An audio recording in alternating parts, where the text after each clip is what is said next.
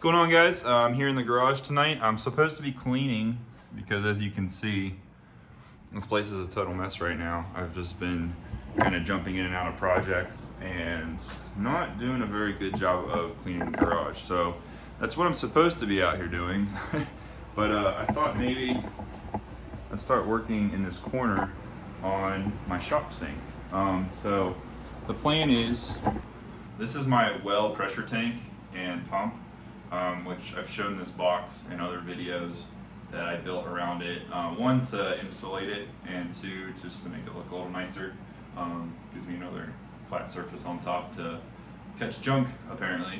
But anyhow, there's this space here that I think would just be perfect for a mess sink. Now, you would think that I could just utilize this drain here, but unfortunately, when we bought the house, they ran the water line that goes through the house through that drain. So that drain's no longer functional. Long story short, I couldn't fit extra plumbing through this access, but I do have a floor drain over here. There's the floor drain there. The sink will essentially drain from there to there. Now, disclaimer, I don't necessarily suggest that you dump wastewater into, well, wherever these floor drains go. That's your own discretion. I wouldn't suggest it. And just keep in mind that I am going to be conscious of what I use in this sink. Essentially, I'm not going to use this sink for anything I wouldn't be hosing off outside in the yard anyway. So when it comes to chemicals and such, I'm going to have to come up with something to minimize what I put down the drain. So I'm going to be utilizing these aluminum Rax brackets. Rax is just a brand.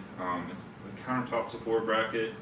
Made out of aluminum, actually really high quality. I lucked out, I got these from a coworker who didn't want them. And essentially I'm going to anchor them to the wall. One here, one here. Also, in addition to these brackets, I'm going to run 1.5 inch aluminum all the way around. That's just an extra precaution to keep anything from tearing off from the wall. Plus it'll tie it into this, and I think it'll be pretty strong when it's all said and done. I have a sink up here.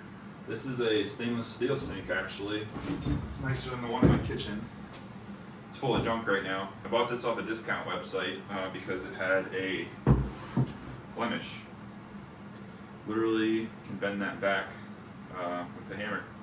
And I'm probably going to undermount it anyhow, so you won't see it. I also have a couple water filters. I plan on putting these water filters inside the box. Probably going to do all the plumbing last. I'm going to build everything out with the plumbing in mind, but I'll probably plumb everything at the very end. My plan is to come off of that to the sink, have a spray nozzle, and then I'll probably put another stub up for a wall-mounted pressure washer in the future with the reel and everything. The plan is to make this whole wall kind of like a detailing wall. I'll have a place to clean up, wash parts, and then also kind of be able to just open the door here and wash cars with the reel and everything. That's future plan. That'll definitely be another project down the road, the pressure washer that is. But I do have some wire shelving already that I plan to put up here too. I'm basically going to take all this wasted space right now and utilize it much better. There was a shower here, hence the drain. It was really sketchy. Yeah, it wasn't hooked up or functional anyway. And it literally was just holding a bunch of junk when we moved in. So that's one of the first things I tore out was this shower. I mean, I guess it'd be nice to have a shower in the garage, but my house is like right there. So I'm going to make this pretty much standard countertop height. 36 inches is kind of common for like a kitchen counter. I'm going to mark a line right now for where I want the substrate to sit. I'm going to come up 36 inches for that, and then whatever the countertop thickness ends up being. It's probably going to finish at like right under 38 inches, which is a little higher than like your average kitchen countertop, but I'm higher than your average person, so it'll be perfect for me. I think it'll still be, it won't be like crazy tall like my workbench. My workbench I built to 42 inches, so.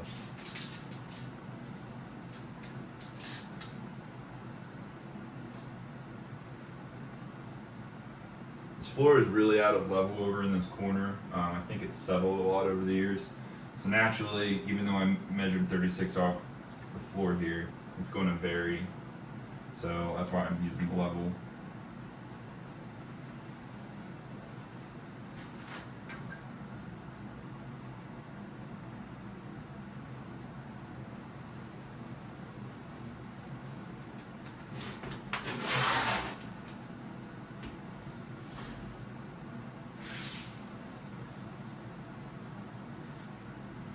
Since I'm using this pump box as kind of a extra support for this, I made sure that it's square. These brackets, of course, are square. So it's square to the wall. These brackets will be doing the brunt of the weight support. So this is more or less just to keep things from separating. The counter is going to go across. Most of it, if you notice how big that sink is going to be sink. Not a lot of like counter space per se. I might build a flip down, like an extra top to flip down so I can kind of cover the sink and use it as another work surface. But I'm going to match the top of this box all the way around, probably with FRP, which is fiber reinforced plastic, something we use at work a lot and there's scraps of. So if I can get some scraps of that to kind of make this just a really tall backsplash, I'll probably do that. Not totally sure what the countertop material is going to be yet. I might just build it out of moisture resistant plywood and then paint it with an epoxy, but we'll cross that bridge when we get there. For now, I just want to get the supports on, so I've got something to work off of. I need to measure and find where the sink will be. Obviously the supports have to be on either side of that. Mark where those are going to go, and then I can put this in. I'm using Tapcons for the aluminum. For the supports themselves, I'm using Redhead stud anchors. I've experimented a little bit with both. Tapcons are great for things you're not afraid of falling off the wall. Let me just say that. If you're attaching something to concrete and it's not necessarily supporting weight, or for something small like this, they're great, but I wouldn't trust them for, like I wouldn't use Tapcons for these brackets. I'll show you those. I'll show those whenever I get to them. I'm gonna find the center point here of my opening, 38.5. So that would be 19.25. I always measure both ways for center lines just to double check. So that's my center line. My sink, like I said, is just over 30 inches wide. So when I come, we'll go 15.25 either direction.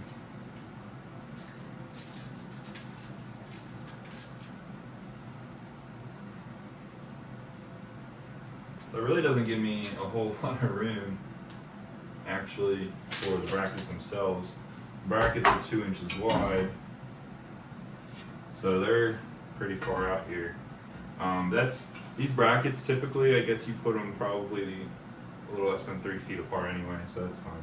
These are just a hair under 2 inches. So 2 inches.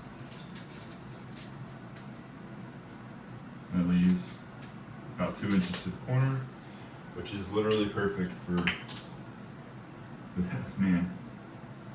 Nice, okay. This garage is at least as old as the 50s, so things have settled over the years and things aren't perfect. Also going to draw a reference line for level vertically, just to make lining this thing up later easier.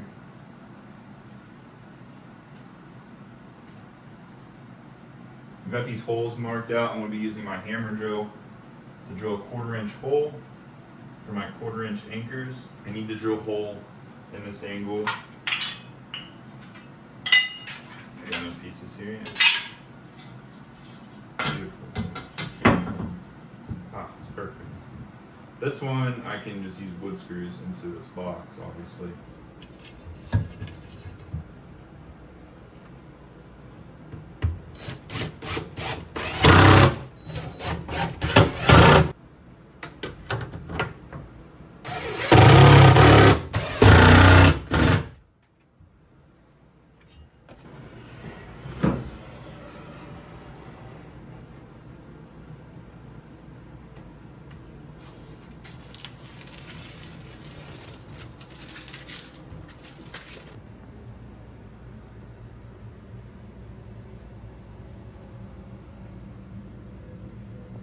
So I've kind of only got one shot at getting these holes right. So to start them, I'm literally just taking an old Tapcon and I'm going to try to put a divot. The hammer drill likes to walk pretty bad if you're not careful with it.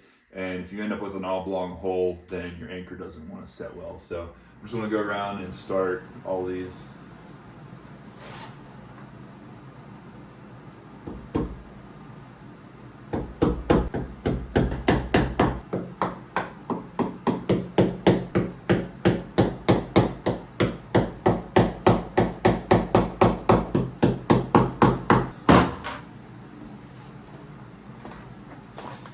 These are the anchors I'm using for the brackets. They are a stud bolt anchor. I guess a wedge anchor rather. It's just a stud with the tapered end.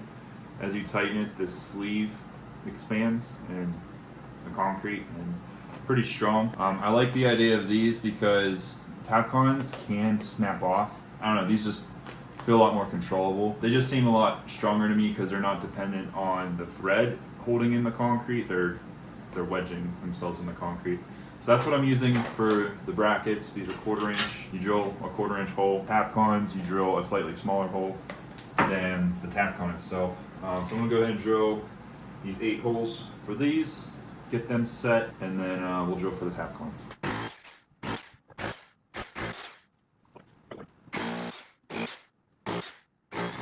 Punching my holes with that hammer and old Tapcon seemed to do the trick. None of them walked on me. So hopefully everything lines up pretty well. I'm gonna switch to a smaller bit for the Tapcons. So like I said with these Tapcons, you have to drill a slightly smaller hole. These are 3/16 inch screws, and you drill 5/32 inch hole. So I'm gonna do that now.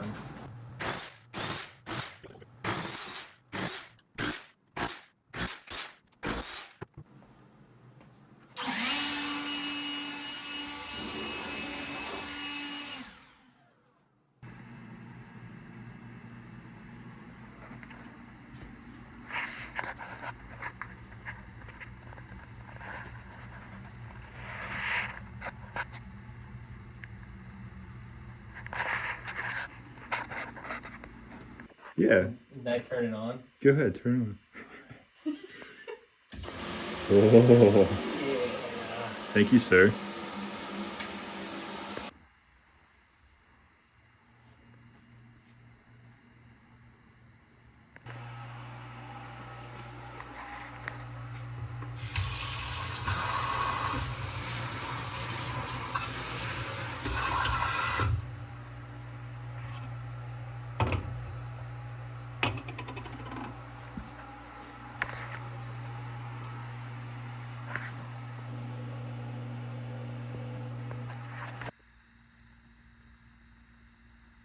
Well guys, here it is, the finished product. I am thrilled with how this sink turned out.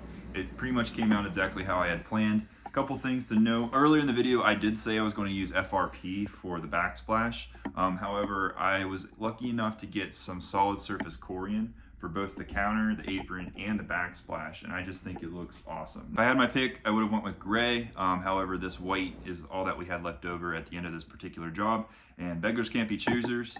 I got this for free at work. I can't complain. It is a little bit of a pain to keep clean. However, the glossy surface on this makes it a breeze to get it looking new again. Gets dirty fast, cleans up fast. It is what it is. Whenever I demoed this garage, I had this neat little medicine cabinet. I never threw it away. I put some black paint on it, a little Moon Eye sticker.